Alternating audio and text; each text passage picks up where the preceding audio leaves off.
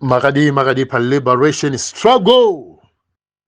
Pamberi ndehondo, pamberi ndekutora nyika yedu kubva kumabwidi nekumabranda. So some people vanogona kubvunza iwo unoda kutaura kuti kudii about your country Zimbabwe, mchiti mabumbwa, mabwidi, mabranda ya manyasa.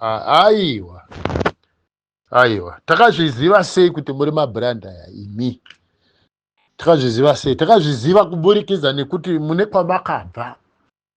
But the big issue here is, toda kupa a very simple example, simpler one. Mumusha menyu imimi, kana murudzi rwenyu, kana mumhuri menyu, kana kumatunhu ekwenyu, pakave nemhandara yakanaka kwazvo, very beautiful woman, wokuti anenge achidiwa nevanhu vese. Mukadzi iyeye akanzi aroorwa, bvisirwa pfuma, vanhu akutonzi murooro wokwanhingi, zvichitozikanwa zvichiva kuti newhite wedding yakaitwa. Mukadzi uyu akaroorwa zvinoshamisa, nenzou dzakabviswa pamarooro ake, fanike zvakaitwa Graca Machel. Akanakana nenyanga dzezvipemberi kuti makaona here pakabviswa rusambo, vakuwasha vaingovhura chihomwe vachikunzi parusambo, nyanga yechipemberi apa dzii.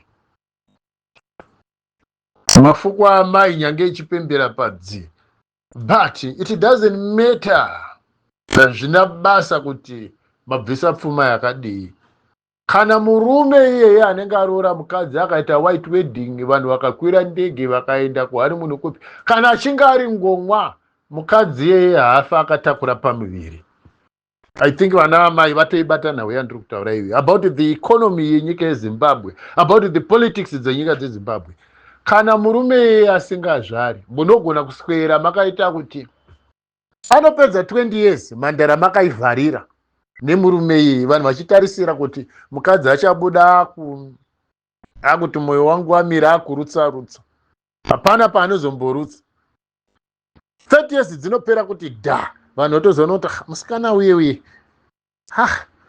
pane 30 years akapinda mumba maane 18 years, ko zvaakutotanga kutochena bvudzi remusoro, haana kana mwana. Mazamu emusikana uyu akutodonha. Murume uyu akapiwa musikana uyu iri mhandara, but musikana haana musi mumwe chete watinoti akaita nhumbu yakabva.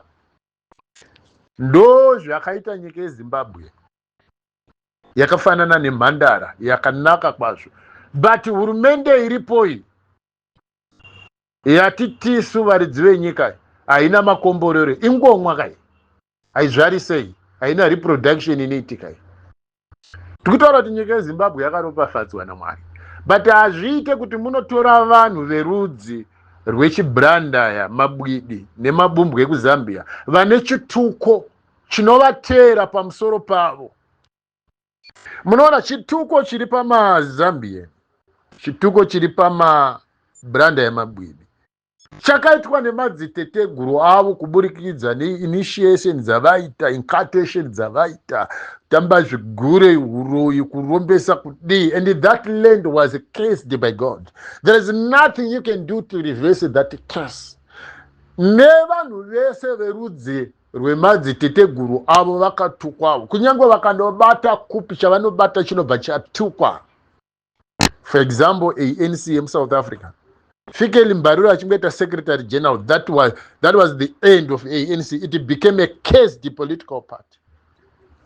Fikile Mbalula mubranda yemubwidi, ANC became cursed because of the curse that is following the generations yemabumbwa nemabwidi. Tell me about Zimbabwe. Robert Mugabe ndoepi Mugabe, ana Mnangagwa ndoepi, ana Mpoko, vanhu vese ama MP amuna wesa, vana Mwase, vana Banda, vana Pili, mabranda yesa ine mazita une vamwe vakatora mazita echishona. Unogona kutora zita rechishona but haukwanisi kunge une DNA ropa rechishona. Vana tete vedu nana mai vedu vaita chihure nemabranda kana vairoorwa ndizvozvo. Haukwanise kuzvara mushona, unozvara branda rinotaura chishona, but ropa remunhu iyeye rinenge richitaura nyasaranda, rinenge richitaura chibumbwa. mweya inenge ichimutera ndiye chibumbwa. Language unogona kutotaura chishona chisamanyika, chizezuru, chindau, unogona kutotaura chindevere, unogona kutaura chivenda, ungataure chikorekore, but ropa riri mauri ndere chibrandaya. Hazvichinje izvozvo. You are cursed. Vanhu vari cursed.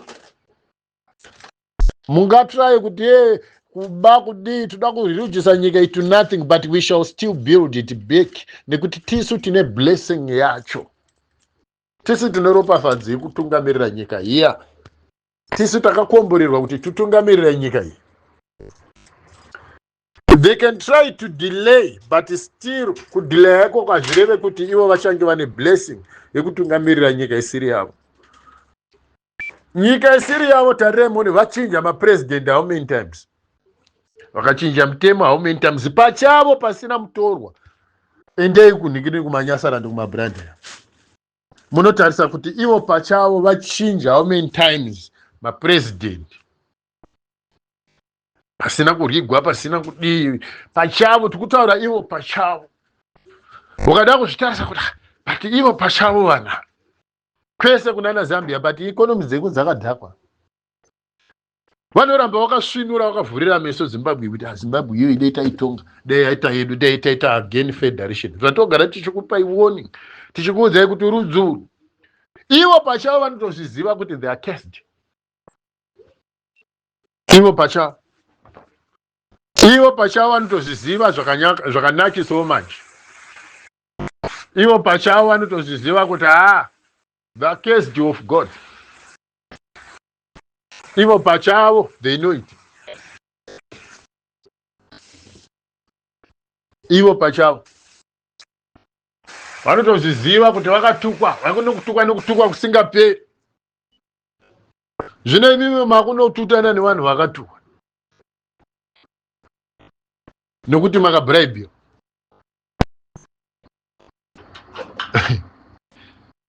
Munobvunza kuti ndezvekunyepa here zviya zvekuti Zimbabwe had 12,800 tons of gold mureserve bank. Second best was the United States, standing at 11,000 by 1980. But goridhe iroro vakariburitsa vakadii, rimwe rakafiriziwa, rimwe rakadii. Mabranda iwaya mabumbwa. Ingwese muZimbabwe nimona zvinoitika. Vanachamisa vakatombatira hey God is in it. Zvachokwadi Mwari ariko. But haasi Mwari anotora ropafadzo dzemaZimbabwe nachisa kumabranda nekuti iye rudzi rwake mubwidi mubrandaya. There was no way God could ever come close to Shamisa because iye mubranda kunyangwa akaita mupriest kunyangwa akadii denga rinozvigamuchira izvozvo kuti munhu atenduka achisikwa chitsva, but panhau yemablessings denga harina fraud. When it comes to blessings, kudenga kuna Mwari hakuitwe zvefraud. Mwari chaakatara akatara, chaakapa Mwari akati ndakupa hachinji. Ndizvozvo totaura namafacts anorwadza panapa because takasaudzana isusu muda kuti unoudzwa nani.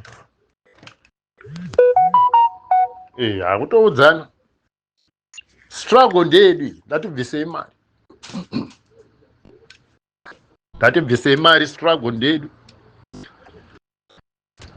And hakuna chazotora nzvimbo yedu. Ma 1 rand yedu iwaya tichasvika, tinotosvika. Tinganonoke but tinosvika.